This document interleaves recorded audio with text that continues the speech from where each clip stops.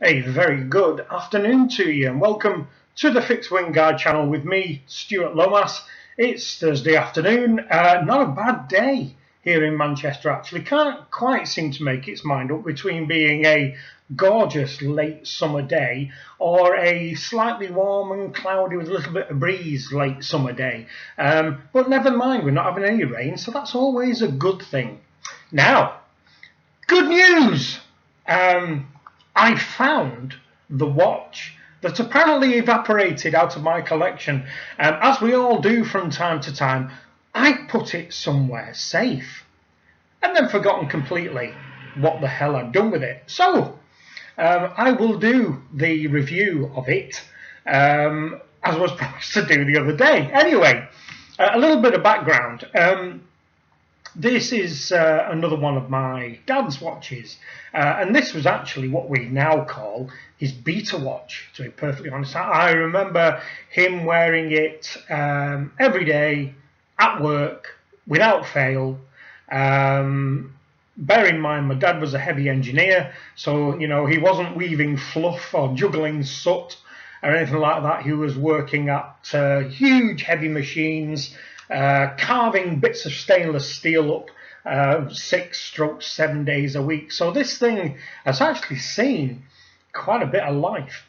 And I do remember him buying it, and he probably bought it, I would wager, in about 1969, 1970, I think. And I'm saying it kind of stayed on his wrist until he bought the Rolex GMT Master 1, which then was obviously his go-to watch for special occasions, as indeed it is mine. So here we go. I still have, I'll try and get a shot of it for you. There you go.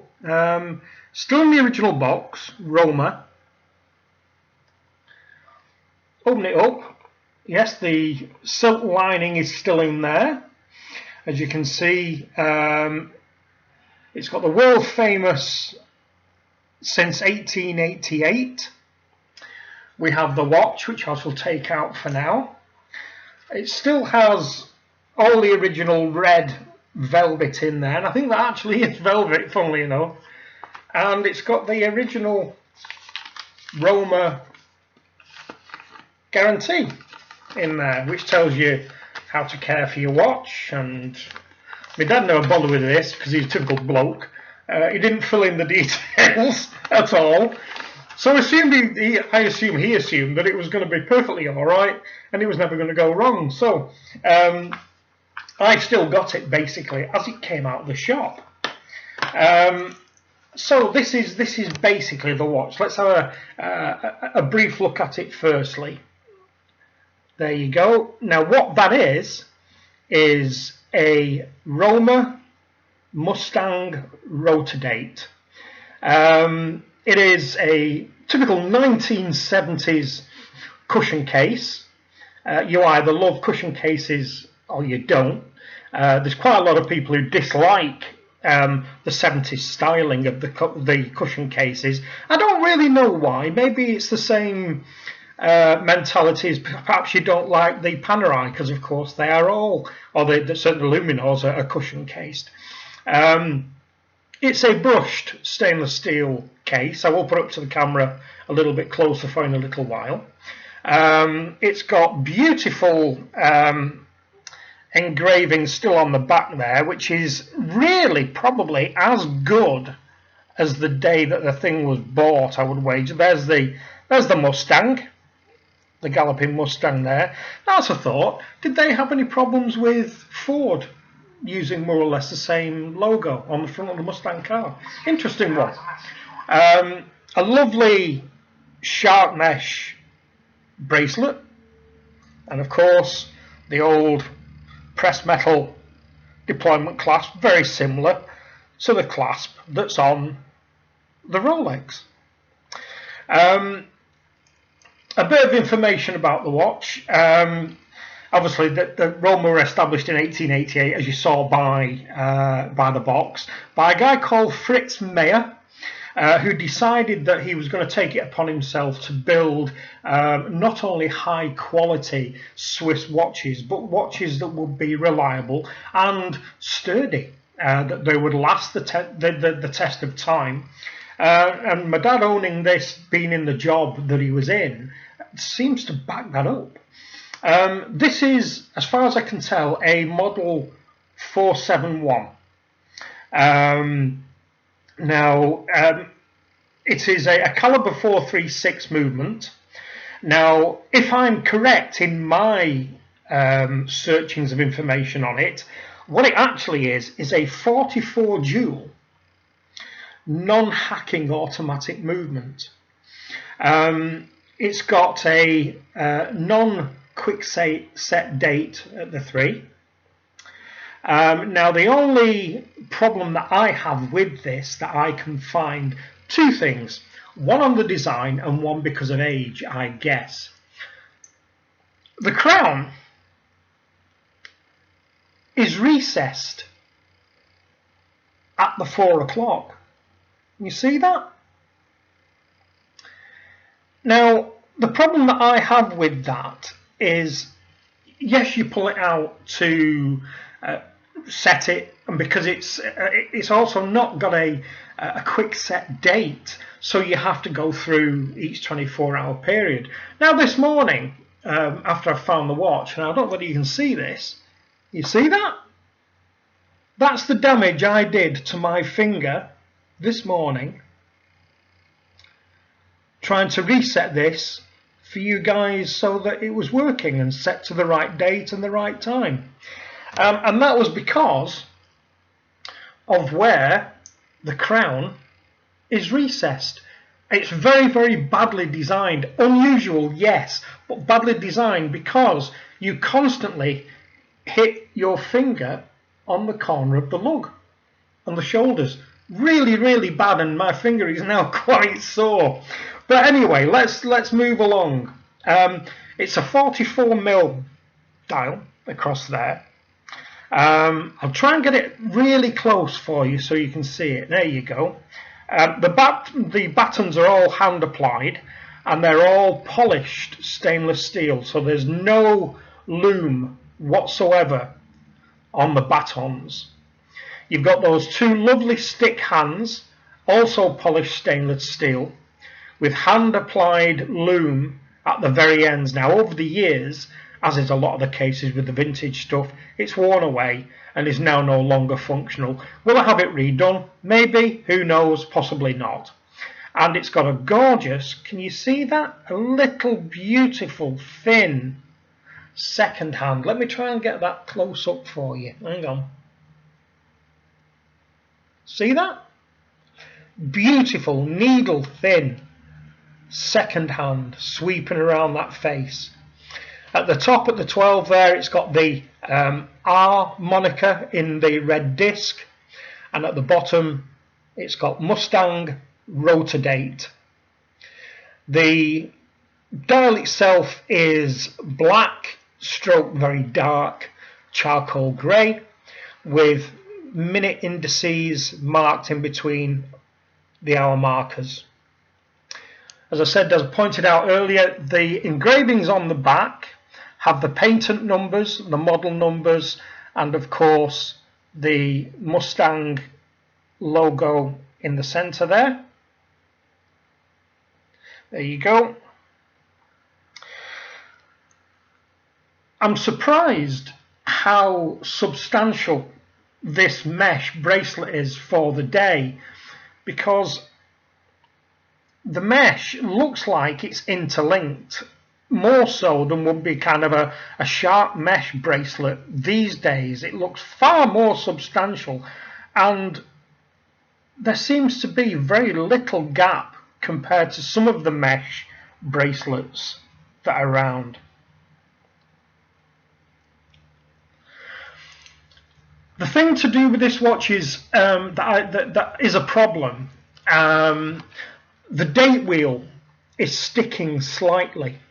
It needs a little bit of persuasion to click over after midnight. And And as long as you kind of just, tap the case gently on either the pad of your hand, it clicks over quite well. But I think the problem with that, what's caused that generally, is the years of wear, which must have been 20, 25 years of hard labour, and all the gunk and the oils and things like that my dad worked with. But I think what I will do, I will actually have this serviced, cleaned, serviced and oiled and regulated by my watchmaker, and allow him to basically sort it out and get it running as it should do. Everything else where the watch is concerned is basically brand new. It is gorgeous. It is. I appreciate, the 70s stuff is not everybody's taste, but I actually quite like it, and it wears quite big. I mean, it's 34 mil, but it wears kind of about a 38, something like that. And if you've got a small wrist, I mean, as you know, I've got an 8-inch wrist. If you've got a small wrist, if you've got a 7-inch, maybe a 7 1/4, it will probably wear like a 40. So it's actually not a bad size at all. I was surprised how it wore when I first put it back on again. The model number is a 471-1120.601.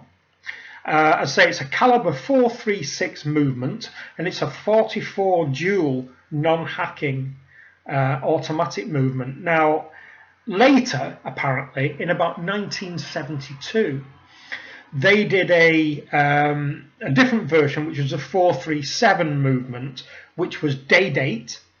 And they then later, because of cost constraints, they think, they did a 23 dual movement, sporting the same numbers, either 436 with just a date or 437 with a day date. What have I done to this? Nothing, apart from clean it, to be perfectly honest with you.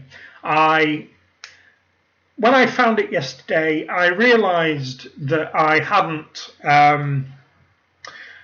done anything with it, solely on the basis of the fact that I never envisaged using it, I never envisaged reviewing it, I never envisaged wearing it at any point. It was just something that I owned and treasured because it was my dad's, and it was more like a legacy or an heirloom piece, I guess. So when I got it out and I decided to do the review on it, I cleaned it up, polished the case back, and I am surprised, considering the hard life this beautiful little machine has had, how good it is. I mean, that clasp, you can see, has scratches. But my dad was a heavy engineer. The case back, it's kind of as new as it came out the box. I mean, it is spectacular. The case itself, again, scratched, it's battle scars. That's what it is. My dad, worked hard, and the watch bore the brunt of all the knocks and the bangs and everything else during his working life. Now, apparently, I've read this morning, which is quite interesting, is that the movement is what they call a tub movement. Now, I don't really understand what that is about, but apparently what it is, to get the movement out, you unscrew the crown, pull it out, and then with a slight pull, and you apparently don't need any tools to do this, pull out the actual shaft of the crown mechanism. You then, and I wouldn't do this, you then apparently push down on the crystal, which apparently is Hess-like glass, so very similar to a lot of the more modern stuff. And then that actually loosens the movement. You then pop out the case back, and the whole thing then just drops out, including the crystal. So at that point, you've got the case back, the movement, and the crystal all in your hand in one piece, just leaving the case in itself. So that's actually quite a clever idea, considering at the time the case itself, the way that they moulded the case, was actually considered to be quite forward thinking, because apparently it has a number of ridges in it to ensure its water resistancy. It does on the back say waterproof. Now, can we see that? I'm not too sure whether we can. But it doesn't say its rating. I would wager in its day 150 feet, maybe. You know, it's not going to be massive. It's not a diver, you know. You know, but it's not made for that. It's an archetypal 1970s gents automatic watch. Now, the reason apparently that there were so many jewels in there was not the fact that it wasn't a selling point. It was all the jewels did exactly what the jewels were supposed to do, which was to ensure that the lubrication of the movement was better than anybody else. And when you shake the watch, and it takes so little movement to actually hear the rotor spinning round, even compared to modern day automatics, this is so light to the touch. And I think that must have been part of why they put in 5 ruby bearings solely for the rotor alone. So it must have been such an advanced movement at the time, because there is a rumour that I've actually read on the internet somewhere, and I can't remember where, else I will put the link, that there was a consensus saying that the movement that is in this, Rolex should have used, which is quite an interesting one. If I can find it, if I can remember where I saw it, I will put the link on for you. But basically, that is it. That is my dad's Roma Mustang Rotodate. It's lovely. It's 1969, 1970, so I was about 10, I think, when my dad bought it. It has lived a heavy life. It has lived a heavy life. There is no chips, scrapes, scraps or scratches in the glass at all. It is lovely. Since I got it going this morning, I set it and it's bang on. I've got my quartz seconda on at the moment, and it's probably gained about 5 seconds since 7 o'clock this morning, something like that. So there you go, that's it. The watch that went missing, the watch that is one of the 2 watches I inherited from my dad. It is lovely. I think it's smashing. Will I start to wear it? Possibly. Will I get it serviced? Definitely. I will go and see my watchmaker next week, get him to take it off. The crud that I got off the case back was unbelievable. But I will get it serviced, get it regulated and get it oiled, and hopefully it will be back to where it was when it came out of the shop, and it will go back in the box, which is as it is when it came out of the shop. So there you go. So now you've had both reviews of both the watches that have come from a generation before me. So I hope you enjoyed that, and there it is, the Roma Mustang. One of a lot of Roma ranges. There's Stingray and a few others that I'm aware of. But I think that's quite a nice little watch. But I think it's a bit of a Marmite watch.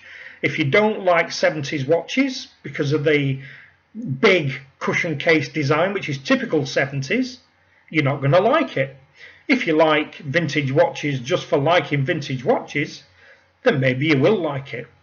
And maybe it will look just as nice. I have seen an example of it on a black leather strap, and it did look quite nice. But as I've mentioned before, I'm a little bit of a bracelet guy, and I do like it on that mesh. It does look the bee's knees, I have to say. So there you go. That's it for this one. So a proper review of a watch on my channel. Who'd have guessed? So that's it for now, folks. Hope you enjoyed that. Any questions, queries, comments, suggestions for this kind of nonsense, by all means let me know. Put them down below. Still not getting any notifications through, guys. Do apologise. If you've subscribed in the last couple of days, I don't know. I'm sorry. I have no idea. I'm getting no notifications of comments. I'll just check the different videos that I've done over the last week or so and see if anybody's commented. If you have and I've not got back to you, I'm not being awkward. I'm just not being told, I'm afraid. Sorry.